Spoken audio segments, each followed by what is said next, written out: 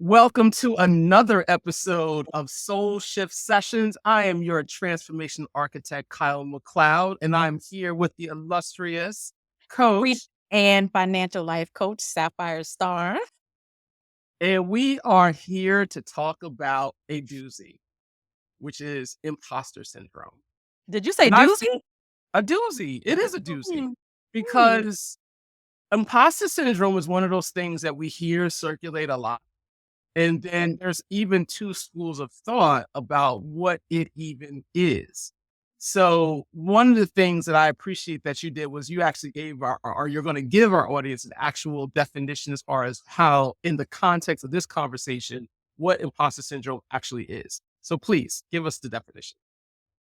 Yes, and I don't want to jam this up, so I'm going to read it. That's typically not my style, but I'm going to read it.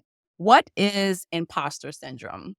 Imposter syndrome is a psychological pattern that causes people to doubt their accomplishments and have the fear of their ability to do something. And this fear creates doubt and anxiety. Okay. So I want to go back to the first part of what you said. It is a psychological, and then continue on because I'm not going to pretend like I actually know these words. Psychological Pattern that causes people to doubt their accomplishment, which seems oxymoronic. And that's the fear. The doubting of the accomplishments, because what we will see is we are constantly taking any type of win that we have, whether those wins are big or small, and we will write it off, reason it away, diminish it, minimize it, Dissect it, qualify it, justify why it is not a win. Do I need to say any more? Think the adjective game is on point today. Your adjective game is killing it, because that is all those things you said. And when you say it the way you say it, it makes you wonder, why are we doing this? Why are we doing this to ourselves? We're geared toward this way from our culture, from our society, especially being, let's just say, a Black man in America. Okay. If you are not, as a matter of fact, I'll back up for a second. Chris Rock does an excellent job of explaining this in one of his comedy specials, where he talks about the neighborhood that he lives in New Jersey. There's me, there's Mary J. Blige, there's all these other Black celebrities. But who's next to me is a regular old pull your tooth out dentist. And if you are Black, you have to soar way high in order to attain the things that you want to attain on the level that he's describing. But right next to him is just a regular old dentist. Average Joe. Average Joe. And I feel like throughout our lives, we are conditioned that we have to fly high just to get a small piece of whatever this pie is. And if we're not flying high, then we will do an excellent job of diminishing everything that we've accomplished all by ourselves. We don't even need any help. We are great at doing it by ourselves. And that's why in the definition, it says it's a psychological pattern, which takes us to the premise of Soul Shift Sessions, is our mindset that's driving the very inner workings of our soul, that whether it's true or not, we believe it to be because of our mindset. Not only that, though, when you factor in everything else that we've experienced along the way, case in point, have you ever received a compliment and you brush that compliment to the side. Yes. We've all done that, Yes. right? Yeah. And we do that in our businesses. We do that in our careers. We even do that in as a family person, right? We have this house, but we think we should have that house. We have this car, but we think we should have Yeah. that car. Our kids are performing this way, but we think they should be performing that way. Down to the smallest detail, we will write it all.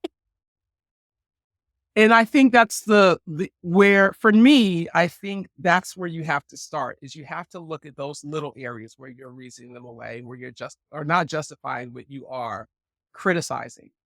Those smaller areas, like I can't even Mm. do the big areas because I got all these little areas of my life that I criticize them. Yes. And it speaks to, and I'm sure I'm gonna jack this quote up, but it says comparison is the thief of joy to Yeah. that extent. And we're constantly comparing ourselves to other people. We're constantly having this measuring stick, and who Yeah. knows where it fundamentally comes from Yeah. that we are measuring ourselves up against, but not fully understanding the why, not fully understanding how did I get here, but also back to the definition of the accomplishment. Like we're in this thing that is to be celebrated, but even in it, we still don't fully believe that we've earned it or we're good enough to receive it. And it's really a mind bender. It really is. And I'm gonna give an example. I'm a financial life coach. Mhm. And I've spent the past 10 years, first, I had to organize my finances. I was able to pay off $33,000 worth of debt, save to invest, fired my boss, start my own business, and travel the entire world. And then I spent a good portion of my life sharing my story to empower others. But believe it or not, my limited thinking was around money. It was this premise of why would someone pay me to tell them how to become financially free? Why my story isn't really that spectacular. It's not extraordinary. This was my thinking. And I really had to process that. And it's something that I have to navigate on a daily basis. But it wasn't until we went to Speak and Write to Make Millions by Lisa Nichols that I was able to identify some residual issues that I had around money. Even though I have all these accomplishments to overcoming financial challenges, I still had residual mindset limitations around money. And one of the things I had to do, and one of the things the conference helped me do was identify that, wait, that was still there. That was still there. And then I had come out of that with, okay, if this is the way I'm thinking, how can I shift my mindset? How can I train myself to believe that I am enough? I am capable. I am qualified to be able to do what I'm doing to help people through that. And then coming out on the other end, celebrating that. The thing I did was affirmations. Affirmations, though they may seem very simple to some, they may be like, how is affirmations going to help me How about overcome? affirmation really gonna help me, Is right? that really gonna help me? I am beautiful. I am powerful. Is that really going to help me? The answer is unequivocally yes, because look at the power of a negative thought. Look at Mhm. the power of a negative saying that has shaped your very being and your ability to transcend beyond what you're capable of doing. So think if that has power, how much more power does positive affirmation and positive thinking have on your mindset? Can I add to this? I'm gonna go around the mountain though. Have you seen the movie Inception? I have, but I don't remember. Okay.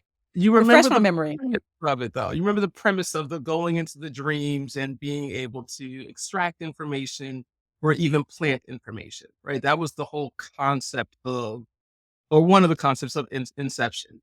And the lead character played by Leonardo DiCaprio, was one of the few people who was able to actually plant an idea inside of someone else's mind. And the thing is, Mm. a belief is just a thought that we keep thinking. So a negative Ooh, thought is a belief that we just keep thinking, right? So if that is true, the challenge that I see people having with affirmations is that the affirmation itself is so far away from where their current thought process is at the time. It's almost trying to jump 10 steps up the stairs, trying to jump up 10 as opposed to dealing with what you're physically capable of, which is jumping 2 or 3. And what I have found is that if I have an affirmation that is vibrating on a higher frequency than where I am, but it's not too far away, it's easier for all of this to accept it as true. And so if I believe that I am ugly, having an affirmation for me saying that I'm smoking hot, it probably is going to take a long time for the mind and body mm. to accept that. However, if there is a thought called to start off with, I am ugly versus beauty comes in all sorts of different forms, that's a different kind of thought than I'm smoking. Because if beauty comes in all different sorts of forms, then now it's possible that the way that I see myself may be a different form of beauty. And we don't necessarily just stop right there at there's all different forms of beauty. But the thing is, what's the next thought that is higher than there's all different forms of beauty that still resonates in here? And that is I think, the difference between having an affirmation versus having an affirmation that I can accept as true. I have a question. I w Why would someone limit their affirmation? Because and this is hear me out. Yeah, Because the affirmation is a statement. It's a bold statement, it's a positive statement. Why would we put limitation on something as simple as words? Even if in that moment I don't necessarily believe what but I think that's how affirmations work. You feeding that thought, like you said, until it becomes a belief because it's something that you're constantly thinking about. I feel like if you limit that belief early on, you're setting yourself up to put measures in place to say, just in case, is layered with insecurity when I feel is layered with insecurity that we're already struggling with. Like making a statement is something that I can control. I can say, you know what? If I can't control nothing else, I'm going to put power in this statement and I'm going to say the most powerful thing that I can imagine that is tied to what you believe fundamentally, sure. whatever that is, to be true. But I'm going to make the most boldest statement that I can make. Because when we're thinking about imposter syndrome, we're already having this limited beliefs in ourselves. We're already having this doubt. Mhm. So to be able to counter that is okay, what's the opposite of this? I can't do something or I'm not good enough. What's the opposite of that? I can. do this. I am capable of that, but also keeping it very simple. But like you said, tied to what you're saying about, okay, the possibility of it. And if we're using our current way of thinking to shape the possibility of our future, we may be robbing ourselves of what's to come. I'm a little lost when you said the limitation. Where were you hearing limitation? When you say, okay, if I can in this moment see myself going 2 steps versus 10 steps. So I'm going to adjust my thinking or my affirmation, which is a statement of my ability to what I can currently see me doing now versus the possibilities of what I can do. Even though I can't necessarily see it right now, but I'm going to use that. And that's why I say limitations, because I can't see the possibility of the 10 steps, or the 10 steps may seem hard. It may seem difficult and impossible in this moment. I'm going to curb that to what my current mindset is capable of. It's interesting that you're hearing it that way because it's not exactly the way that I intended for you to hear it, but I see where you're coming from. And going back to Okay. the same example of the 10 steps, I don't think it has anything to do with me being able to envision myself being able to do those 10 steps. It's that Mhm. when if I physically come to a staircase, and even if I get a running jump at that staircase, now me knowing my physical ability, I can do more than two, I can do more than three. But if I try to jump 6 steps in one shot on this first go round, I'm most likely going to hurt my ankle. However, if I jump however many steps I know that I'm capable of doing, then that is one step in the direction of me going to that 10th step. That's what I'm trying to say, Mm. is that there's a process. And what I'm offering up is that in the world of affirmations, if I take the process, not say like I'm limiting myself from accomplishing whatever that 10th thing is, that I, on my way to that 10th step, I may need to go here because Mm. my being will accept that a whole lot faster. So that way I'm creating momentum in my affirmation.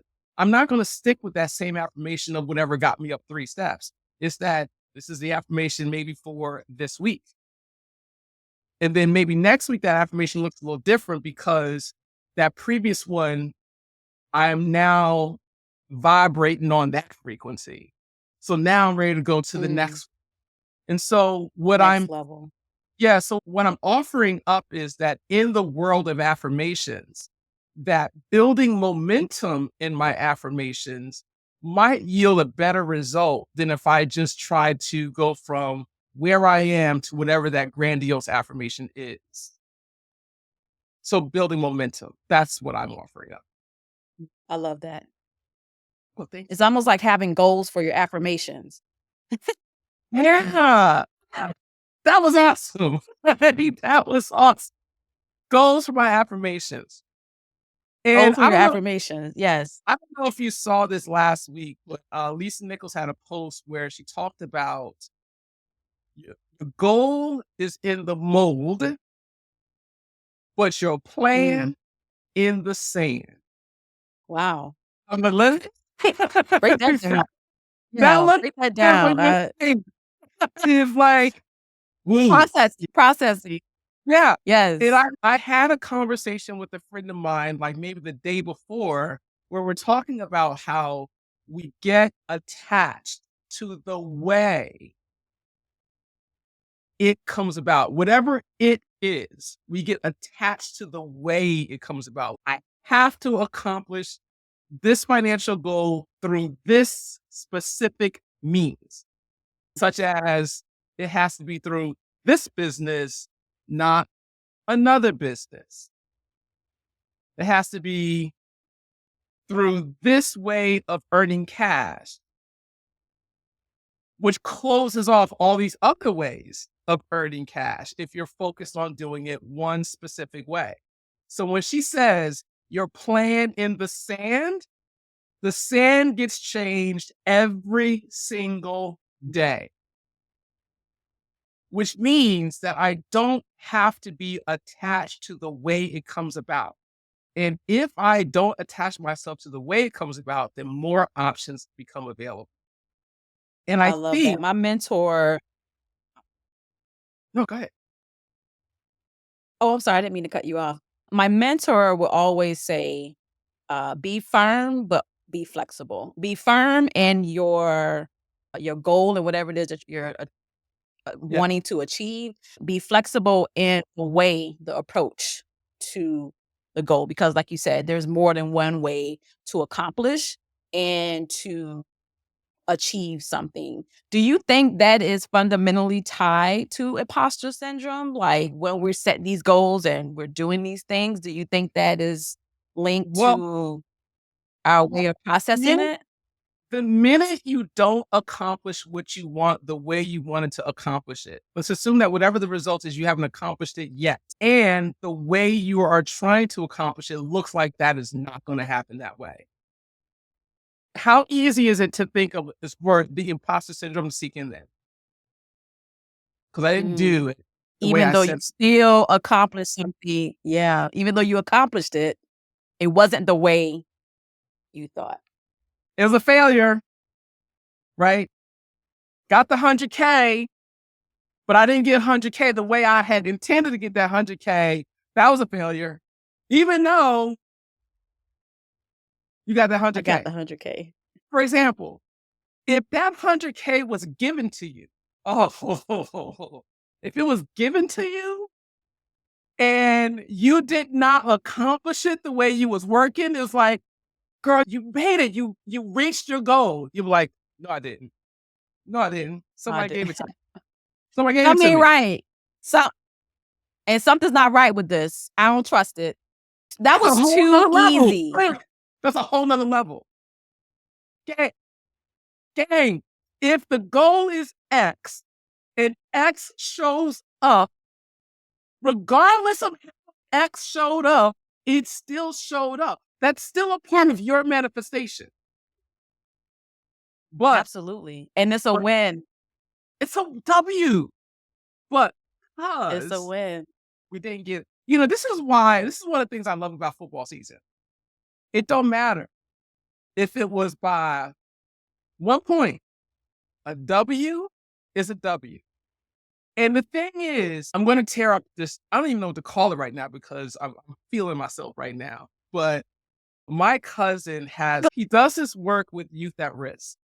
And he has this concept that he teaches them about the player, the coach, and the journalist. Okay. The player, or we'll start with the journalist, they're in the stands. And what is the journalist doing? They're talking about the game. They're talking about the players. They're talking about the coach. They're talking about the rules. They're talking about what's happening. That's the journalist, right?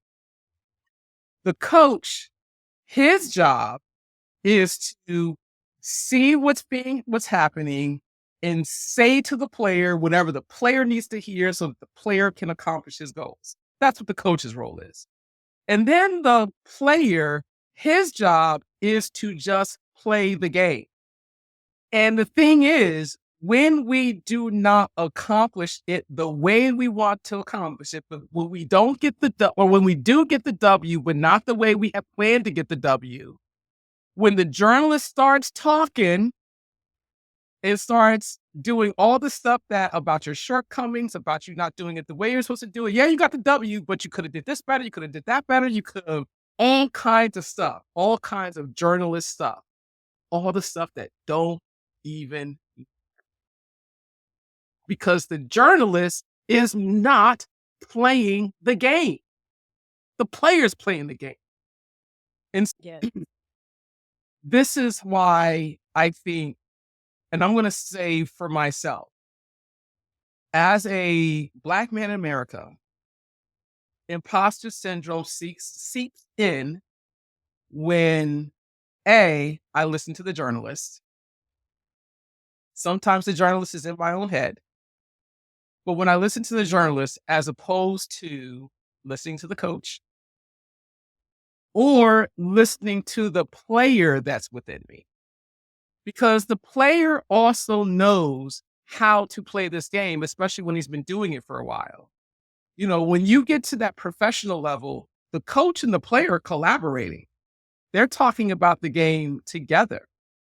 The player is not solely dependent on the coach's knowledge. The good coaches work with the players to achieve that outcome, but not the journalist. The journalist never does. The journalist's job, it seems, to always pick out what's wrong, what's not working, what could Wow. be better. So that's what I got. How do you overcome this psychological pattern? Because it's I feel like it's a part of human nature. Yeah. And like you said earlier, with the conditioning, whether it's from childhood, whether it's from past experiences, no matter the origin of it, how do we overcome imposter syndrome when it tries to seep in and rob us of our joy, of our accomplishments and our hard work and the things that we are doing that we put in the work for? Okay, I'm going to ask a question. Is this by myself or with others? And the reason why I'm asking that is because if I'm totally doing this by myself, there's one way of doing it. But then if there is someone else involved, I have a totally different way. So you have them both, but you got to choose which one to start. Think let's choose with everyone, with Okay. others, because more than likely in life, we're doing things with others, whether it's relationships, whether it's friendships, whether it's business partnerships. Most times it is with other people, even though it's something happening internally with ourselves. But how do you navigate that with others? Okay. So for me, first of all, I think we all need to have someone in our life who we can be vulnerable with. And when I say someone in your life that you can be vulnerable with, I'm not going to say oftentimes it's not your spouse, because it very well became your spouse. But I do feel that there are some levels of vulnerability that exist outside of the marriage. In that case, and you'll know because they can hold whatever it is that you are dealing with. If they can't hold whatever you're dealing with, that's not the right person. And that in itself, finding the person that you can truly be vulnerable with, that itself is probably a podcast all by itself. Okay. Let's assume that you have someone in your life that you can be vulnerable with. They will empathize with you. They won't hold sympathy. They will get in the hole with you. They may not experience what you're experiencing, but they will get in the hole with you and will help you through and hold your hand through whatever it is that you're dealing with. And if you have someone like that, person can do what I call a reality check. And here's a real life example. There was a parent, this is last year, there was a parent who, she is the enforcer of the relationship. If the school got a call about a kid, they need to call her. Don't call her husband, call her, because she's the one who makes things happen. She's also 5'4". I always feel that you got to watch out for the short ones. And her husband's 6'3", big burly man, and it's like an interracial relationship. So she has all this cool things going on about her. And we have been picking up our kids at the same spot for a couple years now. So, I really feel like I know her well enough to say she's a great mom, she's a great wife, she's a great parent, she does these things well. At the time of this story, she was really extremely upset on this particular morning. And she's upset because, something happened at school with the kids, and then she wasn't notified about it. And she just started spiraling down this path of it's all her fault. Now, me being the person that she's allowed to be vulnerable with, I get to be the person that reality checks that and says, hey, do you really need me to tell you how great of a mother you are, how great of a wife you are? Do you need me to do that? Because I'll do it. I will tell you how amazing you are as a parent, how you are raising these biracial children and having to navigate, cultural issues, race issues, bullying issues. You've been navigating that over the years. And if you need me to tell you how amazing you are at those things, then I will. And in that moment, I mean, she was not relieved in that moment. But the next day, that is what I needed to hear. And Wow. so when imposter syndrome is just a bunch of beliefs that are not true, right? They're just limiting beliefs. And sometimes my limiting beliefs need to be reality checked by someone who I know, love, respect, and can be vulnerable with.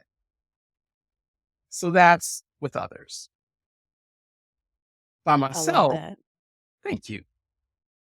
By myself, it's now I have to reality check myself. And so one of the, I love a good process. And so one of the processes that I have is called a dark letter.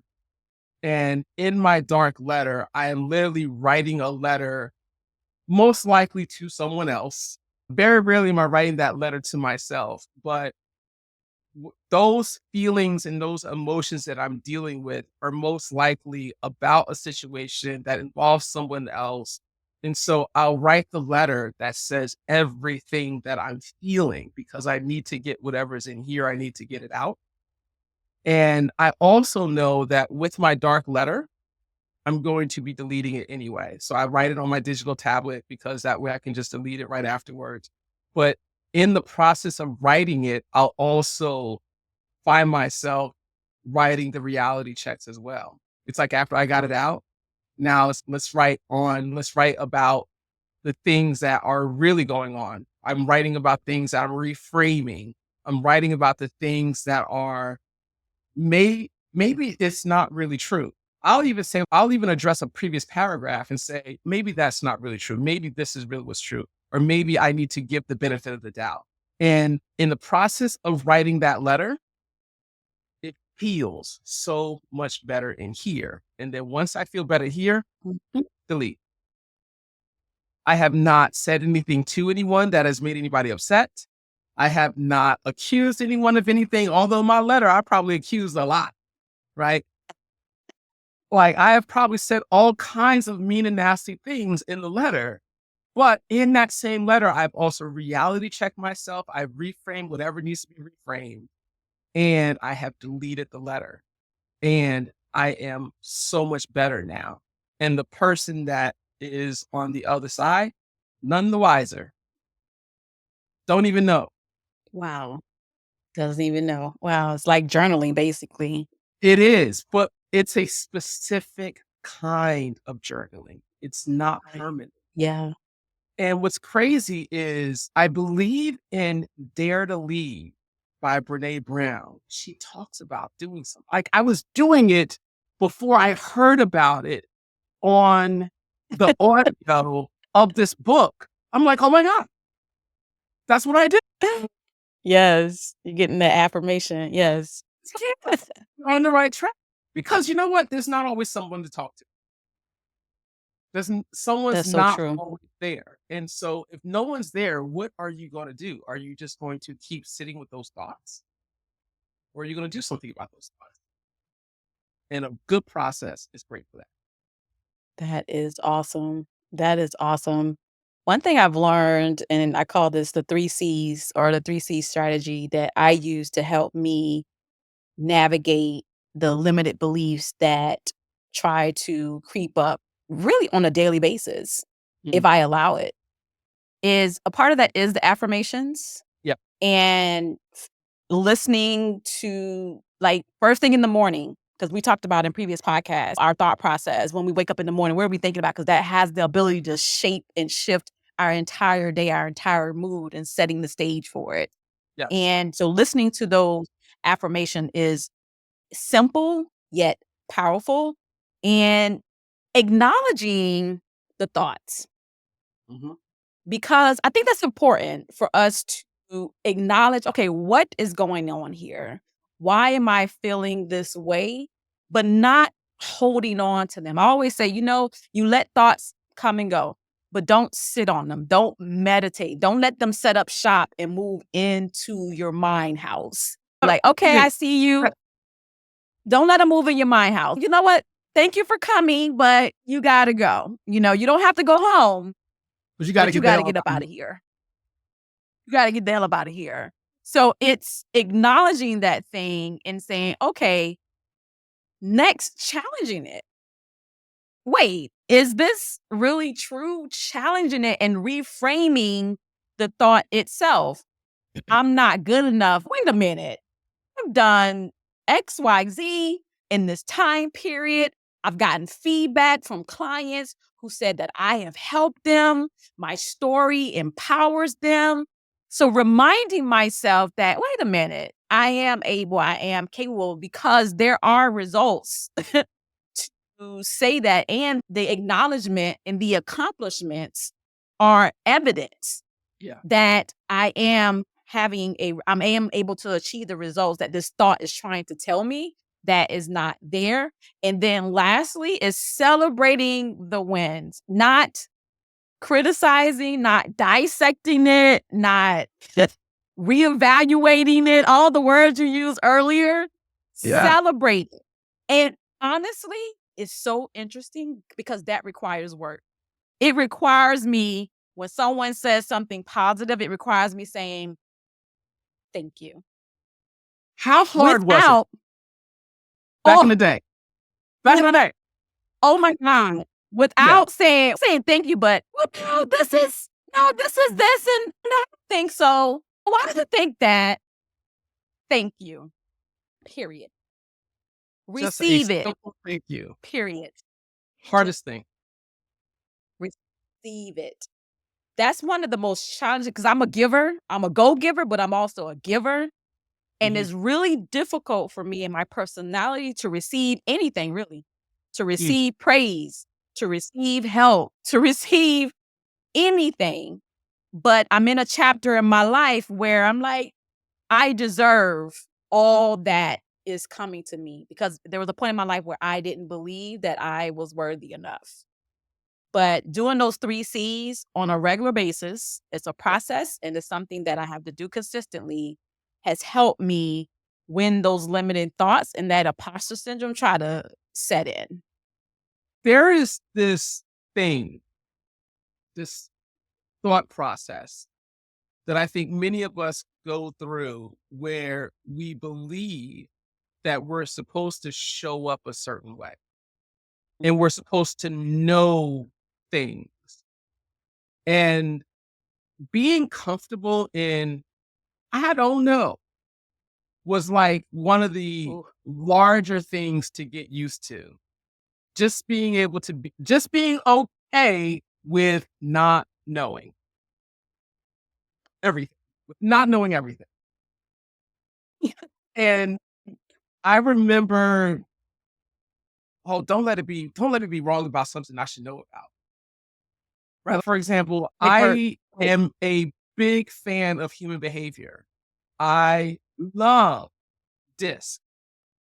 And if I get that wrong, if I improperly categorize it, let's just say that come across to me as a D and an S, but turns out you're really a D and an I. Oh my God. I feel mm, horrible because I should know this. I should be able to hear the words coming out of your mouth. I should be able to see the way you operate. I should be able to hear your stories and know what your behavior style is. And so if I get it wrong, oh my God, I'm horrible. I'm terrible at this. I don't know any of it. knowing good and I've got plenty of experience and time put in. I've seen enough assessments, but apparently I can't make a mistake. Yeah. And so would just How dare creep you up. be human? How dare you be human? I'm telling Dare you, you. those thoughts of and feelings of not good enough and not worthy and shame, just outright shame, all because I got it wrong. Let me tell you that when you get free of that, when you get free Mm, of knowing it's okay to be incorrect and you are not the worst person in the world because you are incorrect, that is some freedom right there. 'Cause it's okay to be wrong. It's okay. we don't know everything. Okay. Don't know everything. In light of today, I want to hear a quote that lines up with all this we've been talking. What you got? I have trust yourself. You know more than you think you know by Benjamin Spock. Okay. Trusting yourself. What you You know, got? I thought we were going to go with Old Faithful, right?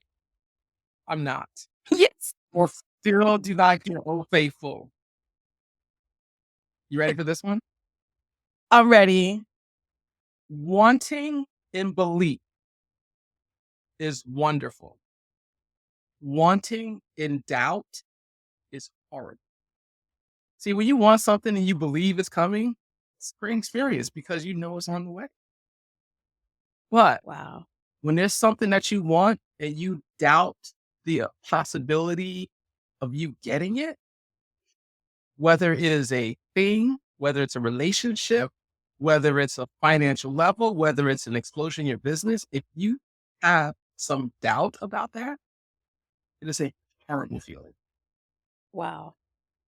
I You know, love see, that because I can see and it's so amazing how this is rooted in our thoughts, our beliefs, and sometimes making a simple shift mhm, in that perspective yeah, can give us so much clarity yeah, and set us free just yeah, by changing the doubts to beliefs. yes. Something is so profound in this brain It's that hard. we have. It's hard to want and believe if you believe it has to come a certain way. Yeah. But if there's something you want and you just want it, you don't care about how you get it. You don't care about how it shows up. You don't care about when it shows up. You know, as a matter of fact, you enjoy if you're not pressing for all those things and you could care less about how it shows up. It's just something that you want, right? Now the Mm. imagination can have so much fun with that thing. Because, for example, I I have no room for a bus. Well, my wife and I really do kind of like RVs, and we would love to have a really big RV, just go cross country, have the family, have the dogs, you know, and just and my bike, right? Of course. And just go, right? Now, I am very clear that if I have the bus, I also know what the house looks like that houses that bus, right? Like I've got it all. I've got pictures, got all that stuff, right? I'm not attached to this house. I'm not attached to the bus. But when I get to go inside my mind and just imagine what it would be like to go on that trip and be in that house, it's fun. It's Fun thing. euphoric. Yeah, Yes. it's a fun thing to think about. But if I was attached to getting that house and that bus, I will probably drive myself miserable because I doubt how it's going to show up. I don't know how it's going to show up. So And that's attach what you focus on, the not. Yeah. the Yeah. attachment, letting Yeah. go attachments is probably the key to getting rid of the imposter syndrome? What are you attached to?